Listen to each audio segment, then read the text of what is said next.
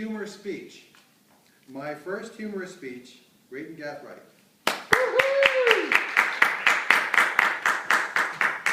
Fellow Toastmasters and guests, this is my very first humorous speech. So that's weird, right?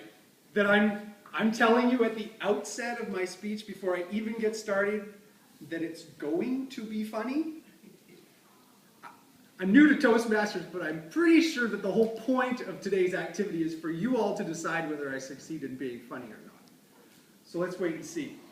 But this definitely is my first time competing in a humorous speech contest, so the natural starting point for my preparation was to familiarize myself with the contest rules. And as has been reiterated this afternoon, one of the most important of these rules is that the material be substantially original.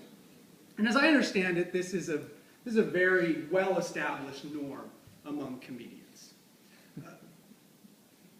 So not all performers have this same norm. I play the violin. My wife, the flute, and our two daughters, the violin and cello. As a family, we love to attend orchestra concerts. Nobody is ever concerned about the lack of originality that goes on at orchestra concerts. It's there, it's endemic. The other day we went to a wonderful concert with a truly amazing violin soloist. She was so talented, so musical, so expressive. She didn't play a thing that she hadn't ripped off from Dvorak. Just a little observation I made that I thought was humoresque, if you will. Thank you. So anyway, I think that the exclusive performance rights for comedians are a bit like patents for inventors. They incentivize the production of more and better jokes. Which actually reminds me of a terrific story that a friend of mine told me the other day, very funny. But of course, I can't tell that to you here, can I? See, this is really where you see the dark underside of the originality. It's really joke suppression, is what it is. Every dying comic carries to the grave wonderful jokes that can never be performed again. Thankfully, technology is mitigating this tragic loss.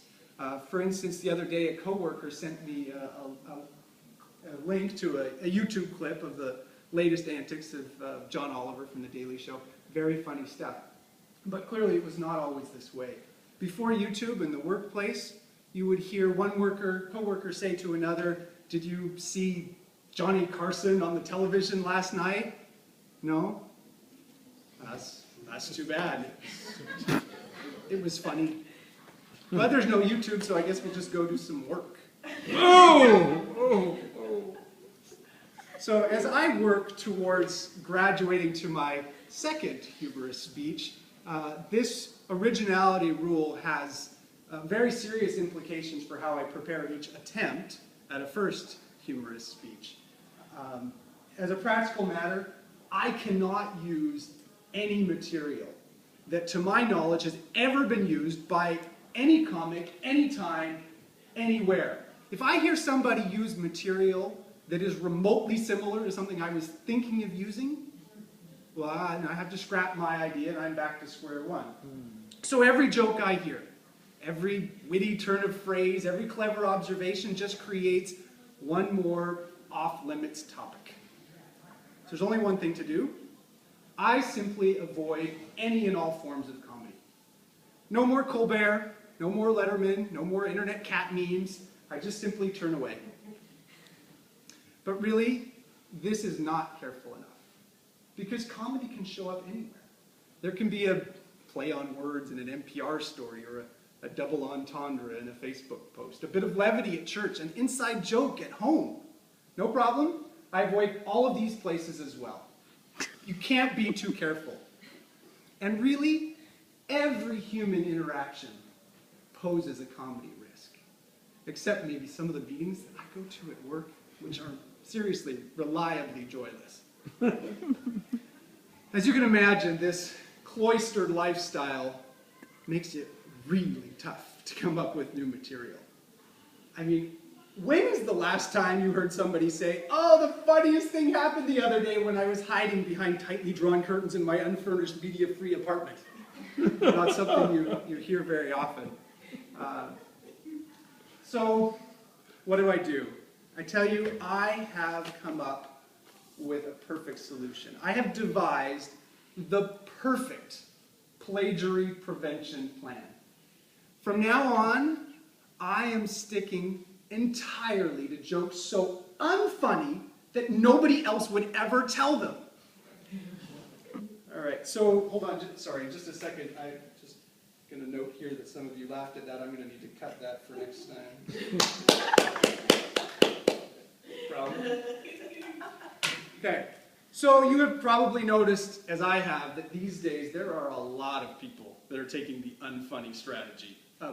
Present company excluded, of course. But seriously, it is a race to the unfunny bottom as everybody steers clearer and clearer of any joke worth telling. It has gotten so bad that the other day I tuned in to listen to Car Talk and they were talking about car repair. See? I can do not funny. In fact, I'm convinced I can hold my own in the unfunny business. I've got a stockpile of not funny material so big, I've already started writing a whole other speech. And unless I hear differently, I plan to call it my very first humorous speech. Thank you.